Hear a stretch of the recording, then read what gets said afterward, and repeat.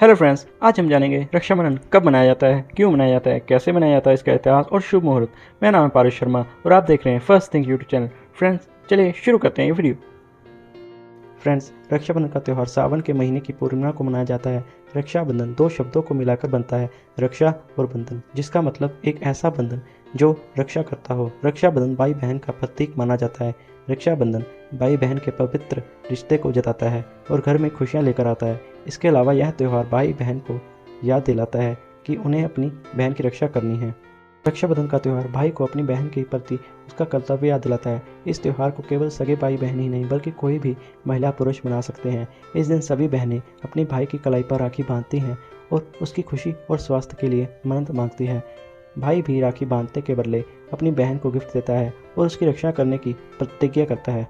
रक्षाबंधन का त्यौहार भारतीय घरों में खुशी से मनाया जाता है। इस त्यौहार को गरीब से लेकर अमीर तक सभी मनाते हैं। जैसे सभी त्योहारों का इतिहास होता है, ऐसे ही रक्षाबंधन का भी एक अपना इतिहास है। आइए यहाँ हम आपको बताते हैं रक्षाबंधन के इतिहास के बारे में।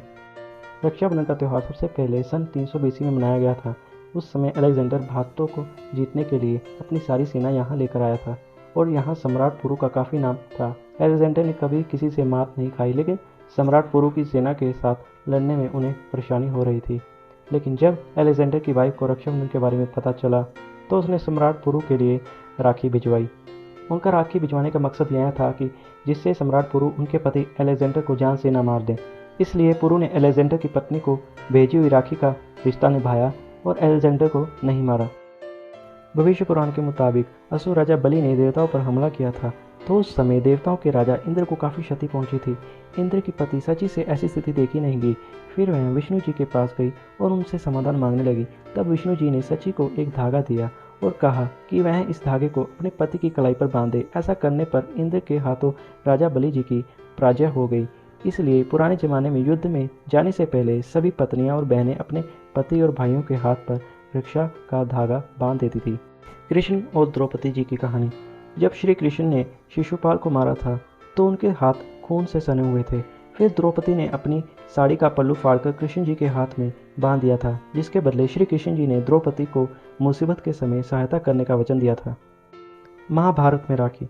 माना जाता है कि जब युधिष्ठिर ने कृष्ण जी से पूछा कि वह सारे संकटों को कैसे पार कर सकते हैं, तो कृष्ण जी ने उन्हें रक्षाबंधन का त्यौहार मनाने की सलाह दी। संतोषी माँ की कहानी। गणेश जी के दोनों पुत्रों को कोई बहन नहीं थी, इसलिए उन्होंने अपने पिता से जिद की उन्हें भी एक बहन चाहिए। इसलिए तब नारद मुनि जी के हस्तक्षेप करने पर बाध्य होकर भगवान गणेश जी को अपनी शक्ति का प्रयोग कर संतोषी माँ को उत्पन्न करना पड़ा। दोनों भाइयों ने रक्षाबंधन के मौके पर ही अपनी बहन को पाया था। तो ये जानते हैं रक्षाबंधन कब है और शुभ मुहूर्त क्या है। रक्षाबंधन का त्यौहार 11 अगस्त 2022 को है। दिन रविवार। राखी बांधने का शुभ समय है सुबह 6:15 से लेकर शाम 7:40 तक।